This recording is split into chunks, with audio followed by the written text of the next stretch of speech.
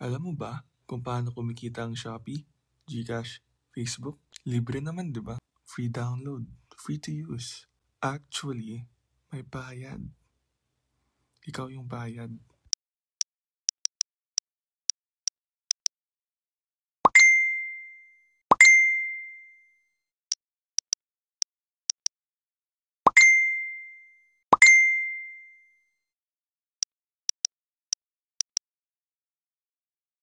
So, yun na nga.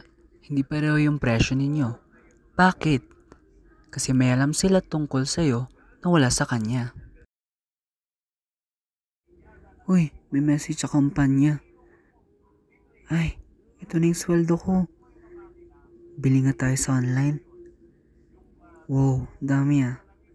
Add tayo ng mga 5. Mahal naman, add to cart muna. Yung sale mo, personalize yan. Para sa'yo, based sa lahat ng ginagawa mo online. Hindi coincidence, kawayan. Convenient talaga si GCash, no? Lahat nandito na. Convenient, mabilis, walang hassle. Pero alam nyo ba kung ano nakikita nila? Hindi pa nagpapalulit ng user na to ah. Willing to spend on entertainment to.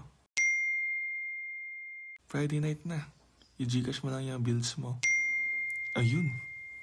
Bawat transaction may meaning. So lahat ng yan, binibenta nila yung profile mo. Loan companies, gaming companies, kahit insurance. Lahat may access sa financial behavior mo. Sabi nila, cashless convenience. Totoo naman. Pero ang hindi nila sinasabi, walang transaction na private. Lahat, data. Easy game, let's go. Ano ba yan? Suko na to, last game na. Every match, sinusukat nila emotion mo. Ano ba yan? Naglalag naman. Every loss, calculated Nakailang yan. talo na ako. Last game na to. So ito real talk. Yung sunod-sunod mong talo, hindi accident yan. Tangin ng mga bobo. Uy, may bagong labas na skin. Bilhin ko nga to, baka sakaling manalo. Ayan, sakto 'di ba? Bad trip ka tapos may sale. Uy, may bagong skin. Naka 5% discount. Bilhin ko nga to, baka sakaling manalo. Kasi yan yung goal. Gawin kang frustrated para bibili ka para manalo. Kala mo nilalaro mo yung game. Actually, nilalaro ka. Pag nag-browse ka, they watch. Pag bumili ka, they record. Pag naglaro ka, they experiment. Tapos lahat ng data na yan, ginagamit to predict what you'll do next. Para ma-manipulate ka to do what they want. Para kumita sila. Ito, yung surveillance capitalism. Hindi ka customer, hindi ka user. Ikaw yung product, ikaw yung raw material. At kumikita sila ng bilyon-bilyon habang ikaw walang kaalam-alam sa nangyayari. So ano ngayon? Mag-delete na ba lahat? Pwede. Pero realistic ba? Probably not. But ito yung pwede mong gawin.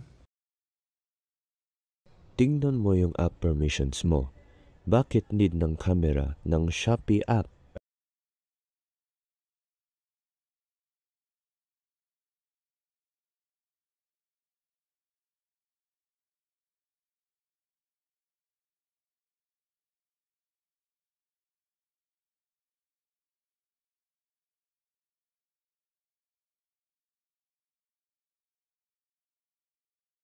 Women had professorship. I call I-off this mo equality ang of location results. pag di naman Not equality of opportunity. kinakailangan.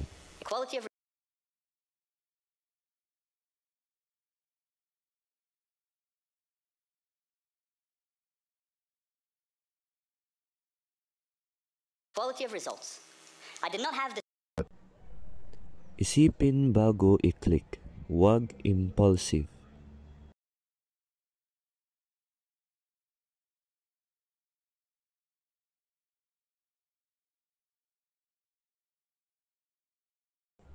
Pag may nag-agree ka, basahin kahit yung summary lamang.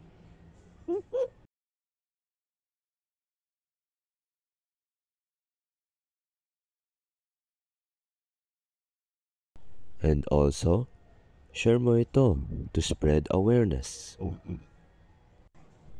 Kasi real talk, hindi mo mapipigilan tong sistema na to. Pero pwede kang maging aware, pwede kang maging informed, pwede kang maging mahirap lokohin. Kasi ang knowledge, that's the weapon.